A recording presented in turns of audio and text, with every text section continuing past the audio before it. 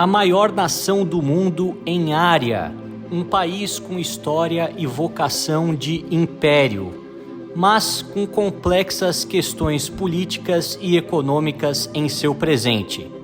Embarque comigo em uma viagem completa pelas grandes cidades, pelo interior, conhecendo os monumentos, o dia a dia e a cultura da Rússia.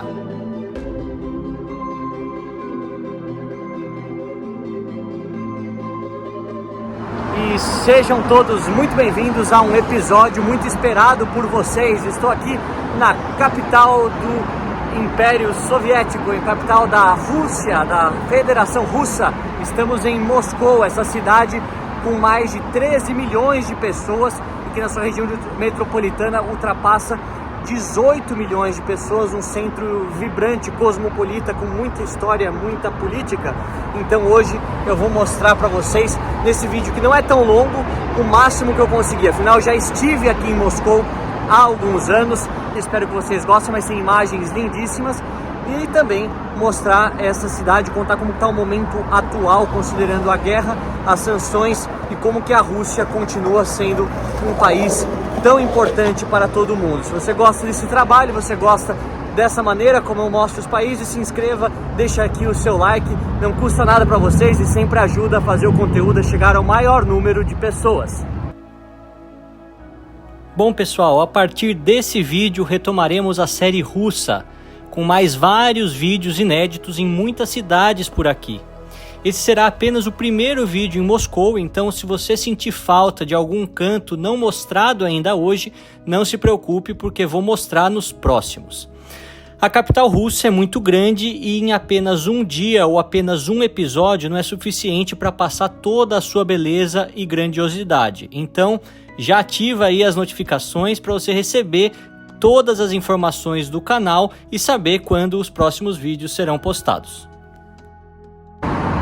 Quem é conhecido aqui do canal sabe que eu gosto sempre de andar bastante a pé e estou fazendo isso agora nesse final de tarde com a temperatura agradável, mas Moscou é uma cidade imensa em área e também é abastecida com uma rede incrível de transportes públicos, inclusive eles são muito baratos, os metrôs são lindíssimos, as estações são realmente fabulosas de você visitar pela sua arquitetura e por menos de $1 você consegue fazer uma viagem por acho que 90 minutos, ou assim em São Petersburgo, enfim, talvez eu esteja confundindo, mas o fato é que há metrôs bons e baratos e que você conseguirá visitar toda a cidade utilizando os mesmos, portanto não perca, que também vale bastante a pena você ver aquelas lindas estações espalhadas por aqui.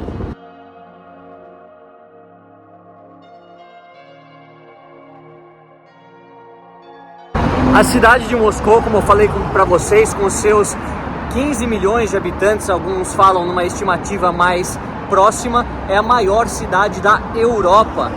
Porque temos Istambul também tendo uma capacidade, uma população de cerca de 15 milhões, mas Istambul aí está dividida entre a Ásia e a Europa e, portanto, não é exclusivamente europeia.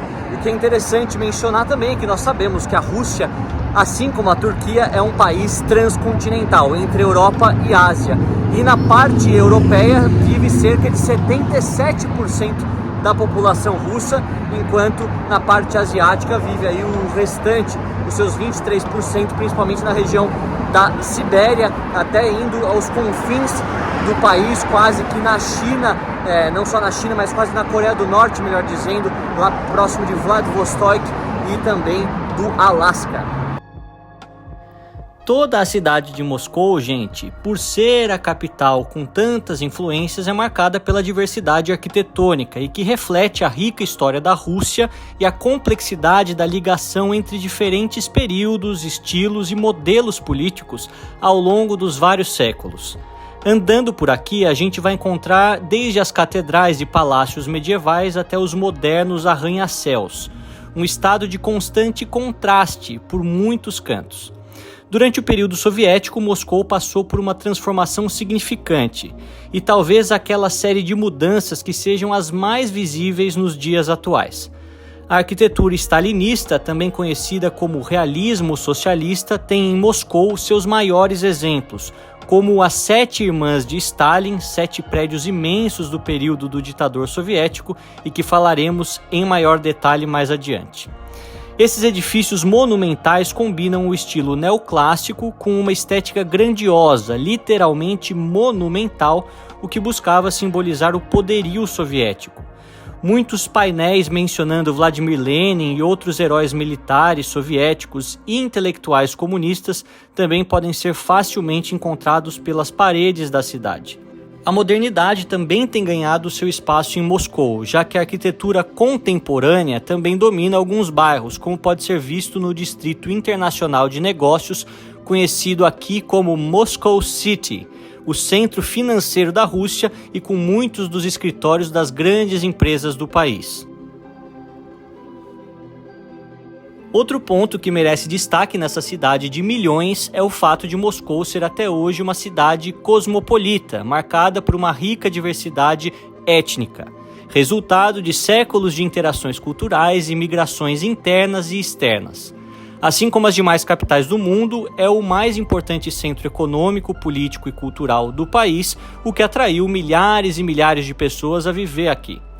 Historicamente, a Rússia sempre foi um país multiétnico e até hoje, em sua divisão federal, abrange dezenas de grupos diferentes. Sendo a capital de um estado de tantas etnias, a cidade é hoje lar de russos, tártaros, ucranianos, armênios, azerbaijanes, judeus, cazaques, uzbeques, georgianos, tajiques e muitos outros que vieram para cá durante os anos soviéticos. Essa variedade de etnias é visível na culinária, já que temos restaurantes dos mais diferentes sabores, também nas tradições e nos festivais que ocorrem ao longo do ano. Nos últimos anos, a migração interna de regiões como o Cáucaso e a Ásia Central tem intensificado a diversidade de Moscou, inclusive aumentando a presença de culturas islâmicas e de outras tradições na capital. Vale ressaltar que, assim como nos anos do Império Russo e da União Soviética, apesar da presença de várias etnias, a cultura e tradições dos étnicos russos são as predominantes e aquela que, de maneira geral, é vista como o padrão. Principalmente durante as últimas décadas, com a consolidação de Putin como líder do país, o cristianismo ortodoxo e os elementos russos clássicos de séculos e séculos são vistos como a verdadeira essência russa.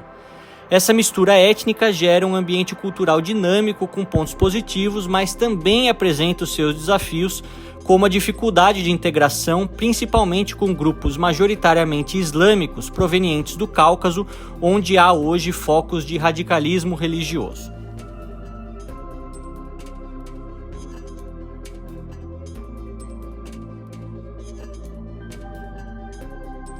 E eu estou aqui agora na região da Praça Vermelha.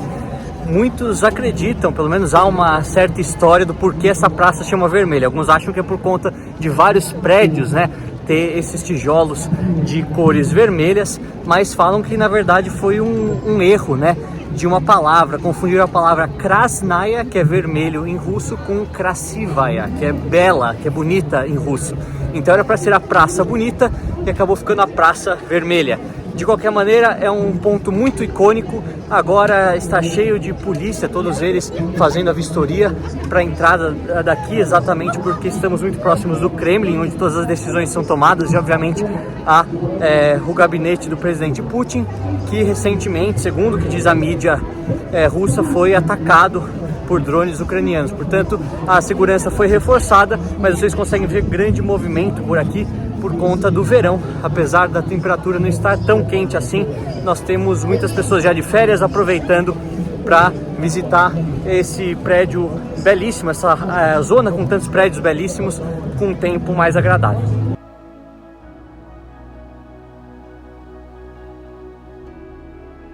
Bom, pessoal, a história da Praça Vermelha remonta ao final do século XV, onde originalmente essa área era um mercado movimentado e ponto de encontro entre comerciantes e a população russa. Sendo o coração da cidade, a praça testemunhou importantes eventos históricos, desde as coroações dos antigos czares até as grandes paradas militares durante a era soviética. No século XVI foi construída a icônica e colorida Catedral Ortodoxa de São Basílio, que vou mostrar para vocês em maiores detalhes nos vídeos seguintes, mas que é realmente impressionante de ver de tão perto. Inclusive, todas as 3 vezes que eu estive em Moscou, fiquei muito impressionado com a beleza dessa igreja por fora.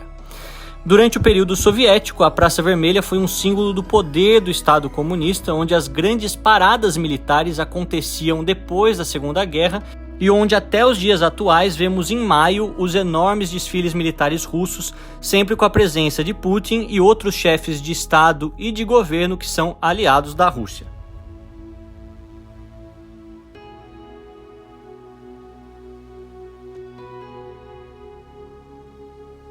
E o que nos leva à reflexão é ver como a capital, Moscou, que é um país que está em guerra, está de uma maneira pacífica, todas as pessoas, as crianças aproveitando. Infelizmente, essa não é a mesma realidade que se passa na Ucrânia, em várias cidades onde as pessoas, principalmente as crianças, durante essas últimas semanas têm corrido de mísseis, de bombardeios. Então é o lado super injusto dessa guerra, que obviamente é uma guerra também de retóricas, tem uma estética bastante hollywoodiana do lado do Ocidente, mas não podemos negar que o país invadido, o país agredido, é aquele que foi violentado e que mais acaba perdendo com toda essa problemática geopolítica. Então, pessoal, um dos locais mais macabros, mas ao mesmo tempo interessantes de se visitar aqui na Praça Vermelha é o Mausoléu de Lenin. Ele foi inaugurado já em 1924, logo após a morte de Vladimir Lenin, e abriga até hoje o seu corpo embalsamado, podendo ser visitado por qualquer pessoa em horários específicos. Em 2019, a primeira vez que eu vim aqui para Moscou, eu consegui entrar no mausoléu e o ambiente escuro e gelado apenas aumentam essa atmosfera mórbida. Há quem defenda que hoje o corpo de Lenin deveria ser enterrado e o mausoléu reutilizado para outros fins, tentando desvencilhar a imagem da Rússia atual com um revolucionário que morreu há mais de 100 anos.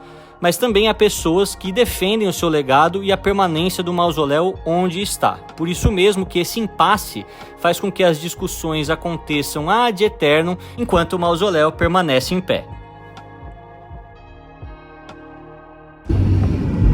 Então, pessoal, aqui agora eu estou num local muito importante da Praça Vermelha, que vocês conseguem ver atrás de mim, a Catedral de São Basílio, ela com as suas cúpulas coloridas, que são famosas no mundo todo. Aqui do meu outro lado tem um complexo bastante bonito, uma arquitetura clássica, que é o famoso GUM. Se você seguir para trás, é onde tem as lojas de luxo, né, de grife aqui em Moscou, que é uma grande contradição se nós pensarmos que até 30, 35 anos no passado, essa região aqui era dominada por uma outra ideologia política que não apoiava o consumismo. E deste outro lado nós temos depois as muralhas do Kremlin, que lá para dentro nós temos igrejas muito importantes. Afinal, o Kremlin de Moscou ele vem desde a época dos czares e atualmente onde há os principais corpos do legislativo, executivo da Rússia, para determinar todo o futuro dessa nação, de tantas histórias, tantas etnias, e que é tão relevante para o mundo da atualidade.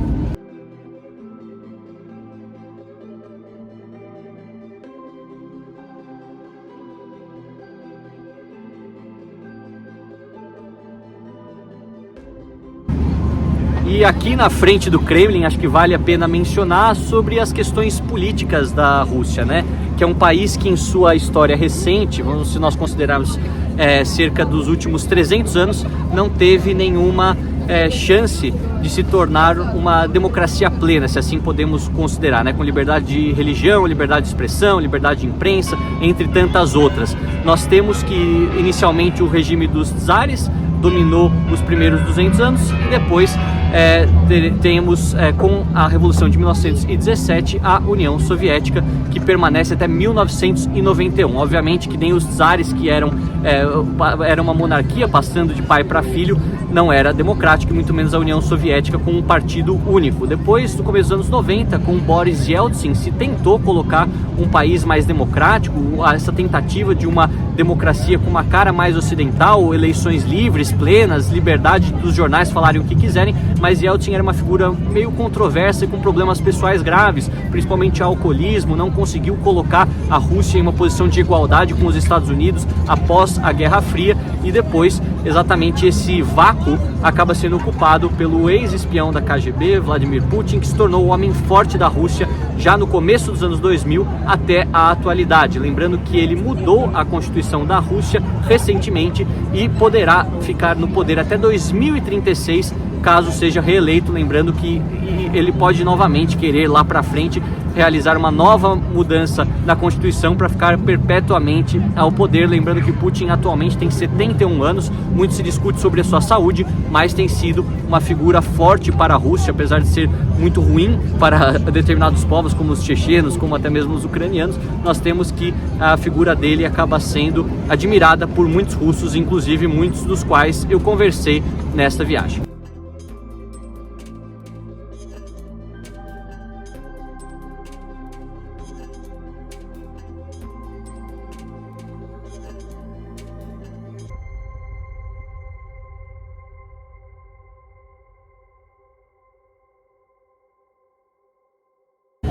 O mesmo aspecto cosmopolita que eu já falei para vocês em São Petersburgo, ele é presente aqui em Moscou. Afinal, é a capital do maior país do mundo e a capital de até outrora uma união de diversas outras repúblicas que tinham em seu território povos diferentes. Principalmente aqui em Moscou você vê muitas pessoas do Cazaquistão, Quirguistão, Uzbequistão, todos esses países que eu já mostrei para vocês aqui no canal.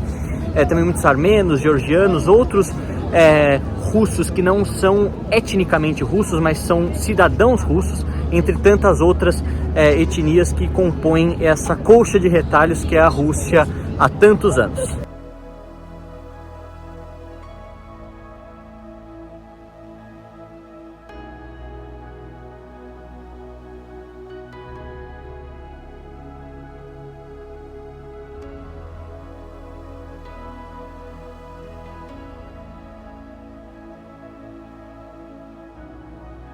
E eu gostaria de mencionar que as ofertas culturais aqui de Moscou são imensas, são dezenas de museus, se eu não me engano. Os principais, aqueles que eu recomendo, incluem o Museu dos Cosmonautas, que mostra toda a exploração espacial da União Soviética, que é algo fantástico e que, na minha opinião, comprova que os soviéticos ganharam a corrida espacial, apesar de não terem colocado o homem na Lua primeiro. Não terem nem colocado o homem na Lua, eles realmente foram primeiros em quase todas as outras coisas importantes. Além, é claro, do Museu da Grande Guerra Patriótica aqui de Moscou, que é grandioso, com várias pinturas, vários painéis incríveis. Então, não são muito caros, aconselho vocês a visitarem. Vou tentar colocar aqui, se não for nesse vídeo, no próximo, um trechinho de tudo que eu gravei há cerca de 4 anos. Continuando a caminhada, nós vemos as muralhas do Kremlin, que foram construídas entre os séculos XV e XVI, durante o reinado do Tsar Ivan III, e que substituiu as antigas fortificações de madeira e tijolo que não ofereciam resistência suficiente para suportar as invasões de outros povos. É curioso mencionar que o projeto foi encomendado a arquitetos italianos que introduziram técnicas avançadas de fortificação e resultaram em uma estrutura imponente e duradoura e que de fato serviu aos objetivos iniciais do Czar de proteger a cidade. As muralhas têm uma extensão de cerca de 2,2 km e uma altura que varia de 5 a 19 metros. Hoje as muralhas protegem não só o Kremlin, mas também cercam importantes edifícios, como as catedrais, palácios e a própria sede do governo russo.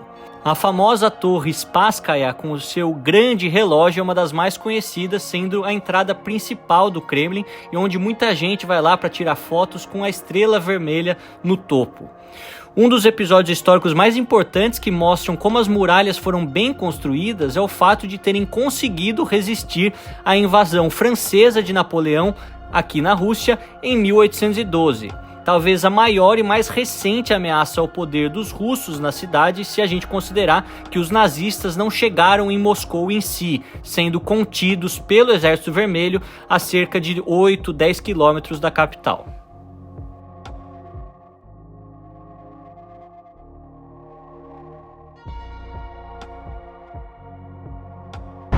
Bom, e a cidade de Moscou ganha seu nome através do rio Moscou, que em russo se chama Moskva.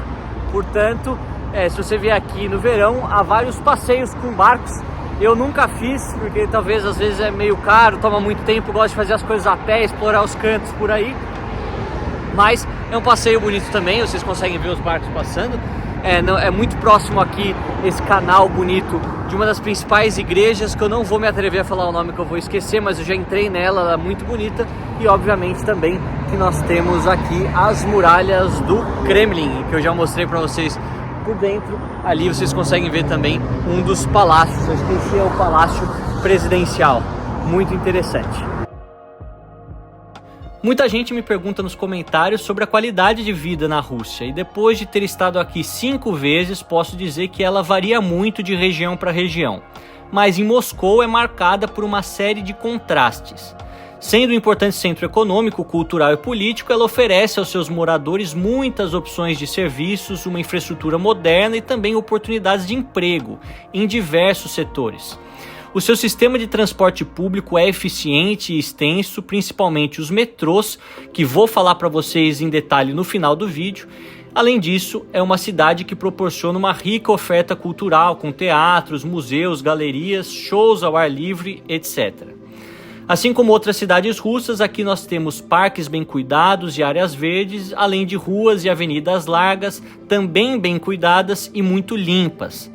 No entanto, Moscou enfrenta problemas típicos das grandes cidades do mundo, com alto custo de vida em comparação com outras regiões da Rússia, além do preço dos aluguéis terem aumentado muito e de forma rápida, e especialmente nas áreas centrais.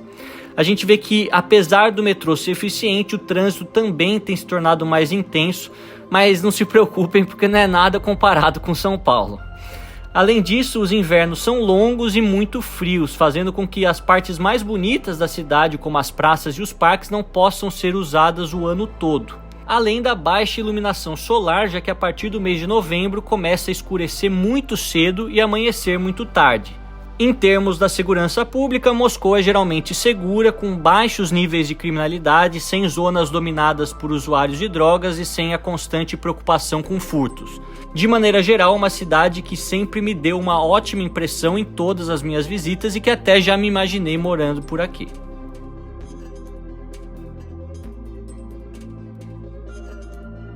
Aqui na Rússia, o acesso à cultura também se dá através da abundância das livrarias, sempre presentes em diversos pontos das cidades, nos shoppings e também nos mercados de rua, que vendem livros antigos.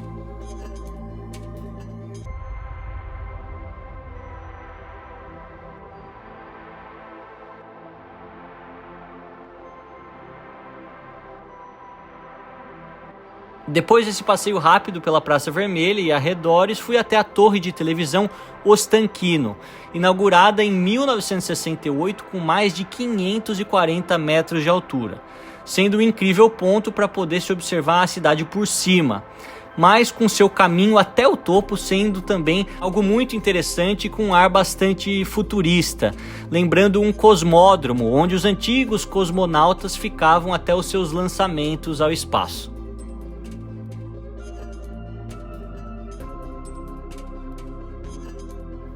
Aqui de cima, pessoal, a gente consegue ter uma boa ideia sobre o planejamento urbano soviético, marcado por uma forte centralização estatal, mas que prezava pela funcionalidade das cidades e também com essa abordagem chamada de monumentalista nas grandes metrópoles, onde nós temos prédios governamentais e residenciais imensos, refletindo esses ideais socialistas soviéticos de igualdade e progresso.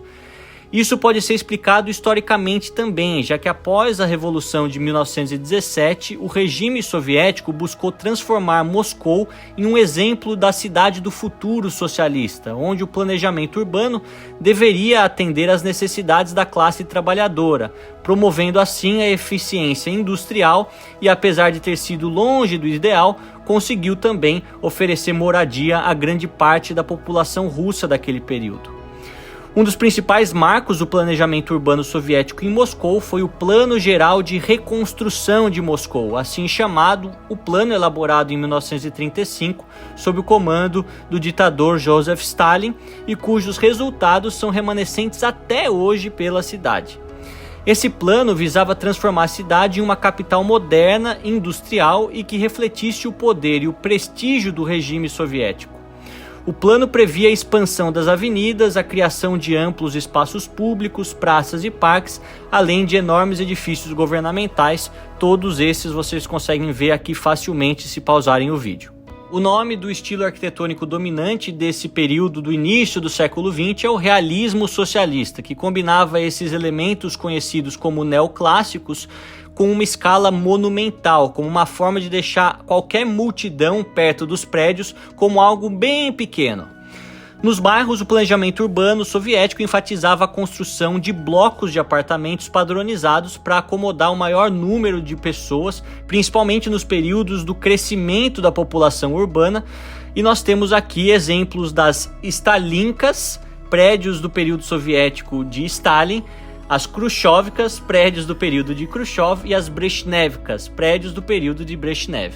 Eu já falei sobre isso nos vídeos de Belarus, então se você tem curiosidade de saber mais sobre essa diferença, vai lá na playlist e assista, que vale muito a pena. Embora o planejamento soviético seja até hoje muito criticado por sua padronização ou até mesmo falta de criatividade e falta de espaços privados, ela foi fundamental para moldar a Moscou moderna que a gente vê hoje e possibilitar que uma população severamente empobrecida no final do czarismo e também depois da Guerra Civil tivesse onde viver. Algo super interessante, pessoal, e que vale a pena destacar é que dentro dos prédios mais icônicos da capital nós temos as famosas 7 Irmãs de Stalin, 7 arranha-céus construídos em Moscou entre 1947 e 1953 durante o governo Joseph Stalin. Essas imponentes estruturas combinam novamente o estilo neoclássico, como acabei de dizer, com elementos do realismo socialista, representando o poder e a grandeza da União Soviética e os objetivos que o governo gostaria de alcançar ao longo das décadas. Os edifícios incluem universidades, hotéis, prédios administrativos e residenciais, sendo projetadas para impressionar e dominar o horizonte da capital a ponto de serem vistas de qualquer ponto da cidade. Entre elas nós temos a Universidade Estatal de Moscou, a chamada MGU, o mais alto dos edifícios, também o famoso Hotel Ucraina, hoje conhecido como Radisson Collection Hotel, que é um dos maiores que temos aqui. Como terceira irmã temos o edifício administrativo da Praça Kudrinskaya, um edifício residencial.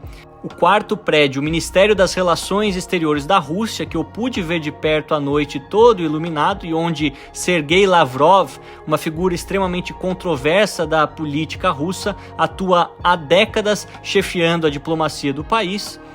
Também temos o Hotel Leningrado, agora chamado Hilton Moscow Leningradskaya, o portão da Praça da Porta Vermelha, que atua como edifício residencial, além da última e sétima irmã, o edifício na Praça Ternitcheskaya, também um edifício residencial. Caso você venha a Moscou, tenta ver se você consegue encontrar cada um deles ao longo do seu dia andando por aqui.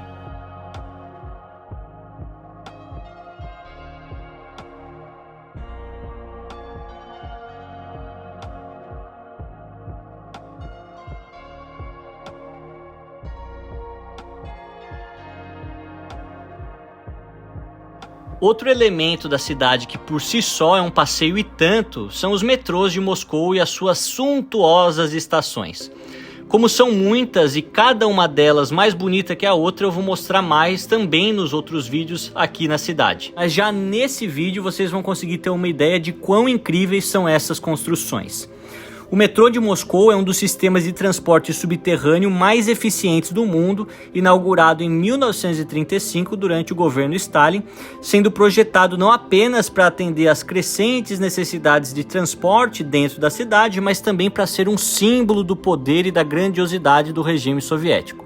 São mais de 250 estações e 400 quilômetros de trilhos, com intervalos muito curtos entre um trem e outro, geralmente de 2 minutos apenas entre cada um, e que servem para transportar milhões de pessoas diariamente entre os diversos pontos da capital, seja você um turista ou um trabalhador ou um morador de Moscou. Apesar dos russos não serem mundialmente conhecidos pela pontualidade, o sistema de metrô é sim um dos mais rápidos e pontuais do planeta, deixando os metrôs de cidades alemãs e francesas para trás. Além da eficiência, as suas estações são verdadeiras obras de arte, muitas delas decoradas com mármore, lustres de cristal, esculturas em diversos estilos, mosaicos soviéticos e pinturas. Os estudiosos no tema dizem que as estações foram concebidas como palácios para o povo e que deveriam refletir o ideal soviético de que o trabalhador também merecia desfrutar da mesma grandiosidade que as elites, vendo essas belezas arquitetônicas. Também vemos que os nomes das estações geralmente homenageiam cidades ou repúblicas da União Soviética, algum revolucionário ou data importante, entre tantas outras motivações que trouxeram esses diversos nomes. Essa que eu tô aqui, por exemplo, se chama Belarusskaya, em homenagem ao povo da Bielorrússia, antiga República Soviética, forte na sua agricultura e também em sua indústria, algo que já mostrei para vocês aqui no canal na playlist do país. Ao longo dos anos pós-soviéticos, o sistema tem se expandido e também tem se tornado mais moderno, mas sem mudar essas estações históricas que têm um vínculo afetivo com os locais e que também maravilham os turistas do mundo todo. Além disso, a gente vê que muitas pessoas preferem usar o metrô e isso automaticamente ajuda o trânsito na superfície a ser reduzido com os carros. A gente vê que em muitos aspectos da sua política, a União Soviética foi um regime cruel e que não deveria ser utilizado como um bom exemplo. Mas em tantos outros aspectos, principalmente no planejamento urbano, seja nas moradias ou no transporte público, foi uma nação que conseguiu feitos impressionantes e que merecem mais valor pelo resto do mundo. Novamente, aquilo que eu sempre falo, não tem sistema perfeito no mundo. Não tem nações inteiramente más ou completamente virtuosas. A verdade está no meio do caminho. Analisar de maneira racional e honesta é o que faz com que a gente tenha melhor compreensão sobre os diferentes momentos históricos, regimes políticos e diferentes culturas. No próximo vídeo dessa série vou mostrar como foi minha experiência morando por algumas semanas em uma cidade pequena na Rússia, indo no supermercado, nos parques, trabalhando de casa, um vídeo que vai responder muitas perguntas feitas por vocês aqui nos comentários dos vídeos. Até lá eu espero que continuem acompanhando os demais vídeos, deixando seus comentários e likes. Agradeço muito o carinho de cada um de vocês, um forte abraço a todos e fiquem com Deus!